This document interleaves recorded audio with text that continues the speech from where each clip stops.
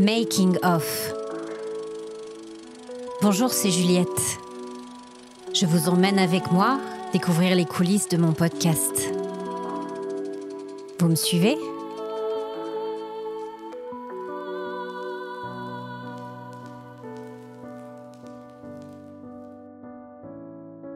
N'oubliez pas le jeu organisé pour les 1 an du podcast.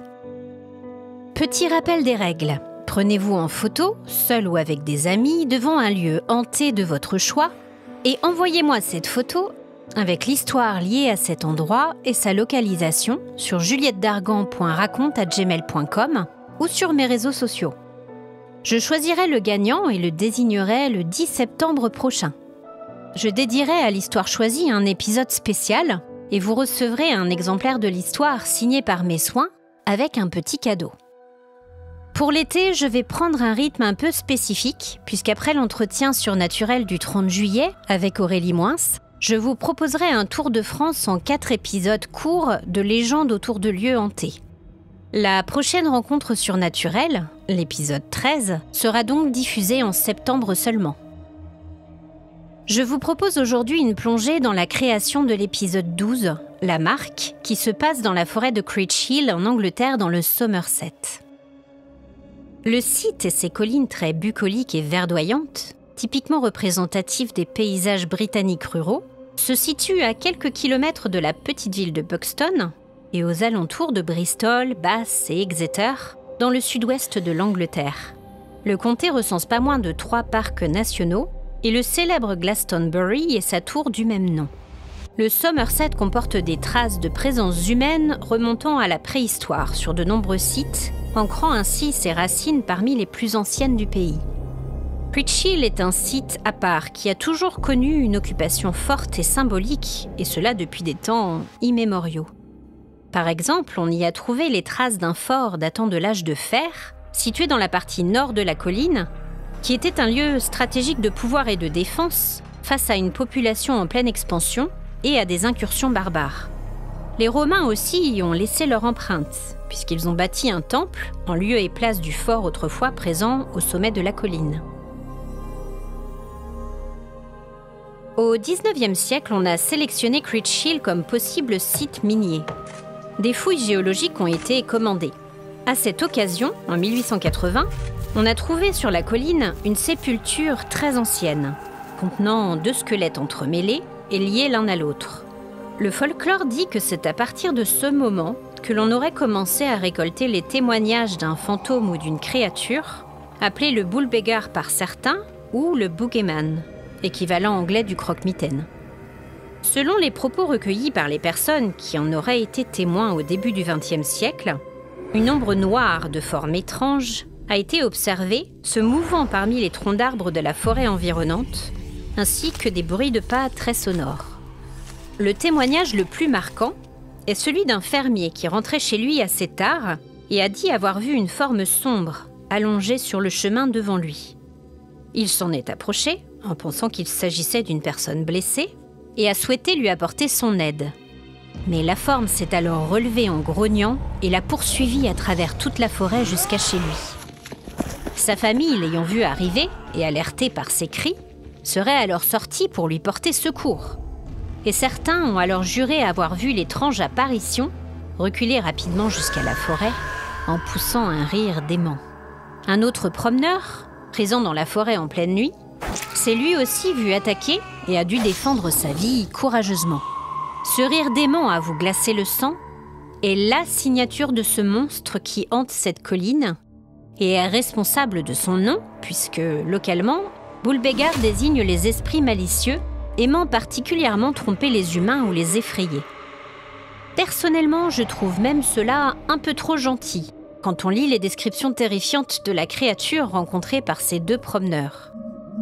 On a aussi parlé de cette apparition comme d'un énorme chien noir, féroce, grognant et hurlant.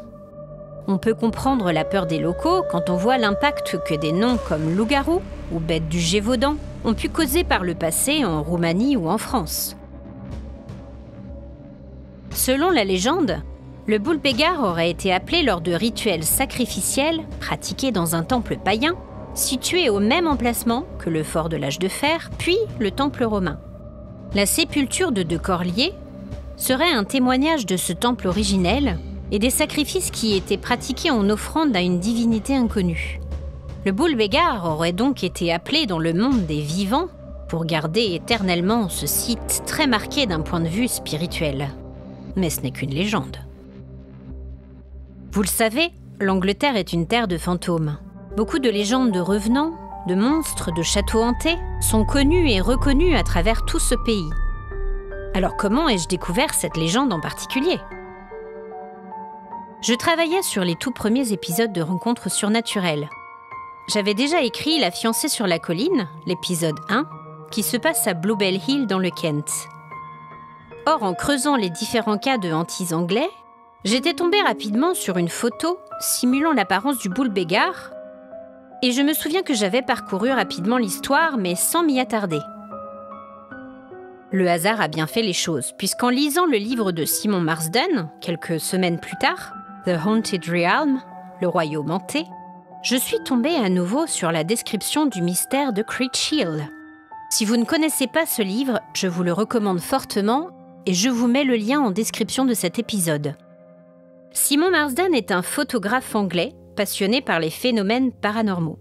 Il a vécu lui-même dans un vieux manoir qui avait la réputation d'être hanté et d'abriter un vieux fantôme de famille. Simon Marsden a notamment parcouru toute l'Angleterre en immortalisant les lieux hantés qui l'ont le plus marqué. Ces photos en noir et blanc sont très prenantes et convient toute une atmosphère pleine de mystères et de frissons. Dans ce livre, il évoque notamment des cas de hantises très connus, comme le prieuré Borley et ses multiples fantômes, ou la Bisham Abbey et le manoir Bettiscombe. Bref, c'est un livre qui m'a marqué, passionné et énormément inspiré. Donc, page 46, je suis tombée sur la photo d'une forêt et cette phrase que je vous traduis. Tard dans la nuit, les promeneurs ont entendu des pas lourds les suivant, accompagnés d'un rire étrange. Et les locaux partagent l'histoire d'une forme sombre qui hanterait toute la colline. Mon imagination s'est immédiatement envolée et la mention de ce rire dément m'a rappelé alors l'article que j'avais lu plus tôt sur le boule Bégard.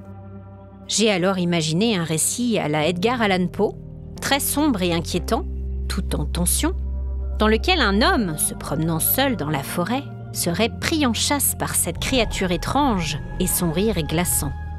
La notion de chasse m'intéressait car je voulais explorer le cauchemar d'une emprise de plus en plus présente, amenant le personnage principal à comprendre qu'il n'y aurait pas de salut pour lui et que la créature, se délectant de sa peur, comme un vampire en quelque sorte, se nourrirait de sa force vitale jusqu'à n'en laisser que des os. Comme vous le voyez, j'ai changé légèrement le concept de fin. La créature, finalement, intègre complètement le narrateur, un certain William Boyd, comme elle a dû le faire d'ailleurs avec d'autres visiteurs précédemment. J'ai eu envie aussi d'ajouter la présence d'un professeur érudit et de confronter deux visions de la société et deux générations en montrant le peu d'écoute et de respect d'une jeunesse installée qui pense tout savoir à coup de recherches superficielles face à l'expérience du terrain d'un historien local vivant au centre de la légende depuis longtemps. J'ai donc écrit La Marque, sous une forme épistolaire, qui n'est pas un genre que j'ai beaucoup exploré précédemment, mais que je voulais tenter ici pour montrer toute l'évolution du personnage dans la compréhension de la malédiction et du sort funeste qui l'attend.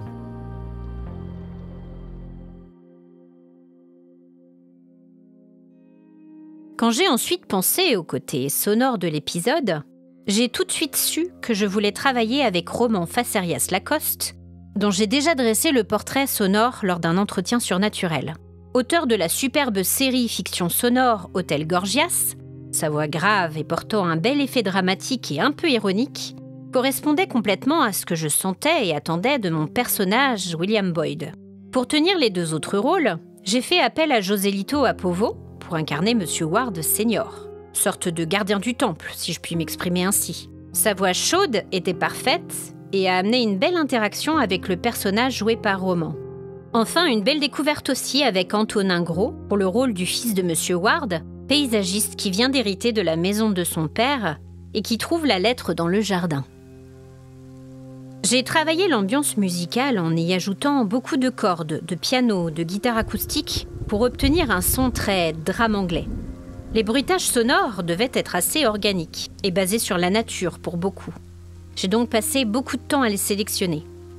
Et j'ai particulièrement travaillé l'identité sonore du monstre, que tous les témoignages ont associé à un rire dément. J'ai cherché un mélange de grognements portant sur des sons aborigènes et de musique tribale, couplé à un sifflement sonore retravaillé avec des effets. Et j'ai donc replacé cet ensemble à tous les endroits où l'on visualise le monstre en une signature sonore très distinctive. Enfin, pour terminer, voici une petite explication pour la musique de fin. J'avais choisi depuis longtemps la chanson Meanings de Cascadeur en version chorale, que l'on entend notamment dans le film Le sens de la fête, que j'ai adoré. Cette chanson, pour moi, parle du côté primaire que l'on peut tous avoir en soi, le côté monstre, le côté instinctif qui vit au plus profond de nous. On peut être tout à la fois une créature pleine de rage, tout comme un être généreux et profond et ouvert sur la vie. Je ne souhaitais pas chanter cette chanson toute seule. Nous l'avions beaucoup travaillée avec le trio vocal Ava, dont je fais partie, situé en Bretagne. J'aimais ce côté très féminin, aérien et solaire, avec une simple guitare jouée brillamment par Monsieur Ston, pour amener un peu de douceur après un épisode très sombre et masculin. Je trouve le contraste intéressant et j'espère que vous l'avez apprécié vous aussi. Merci pour votre soutien et votre écoute. À très vite.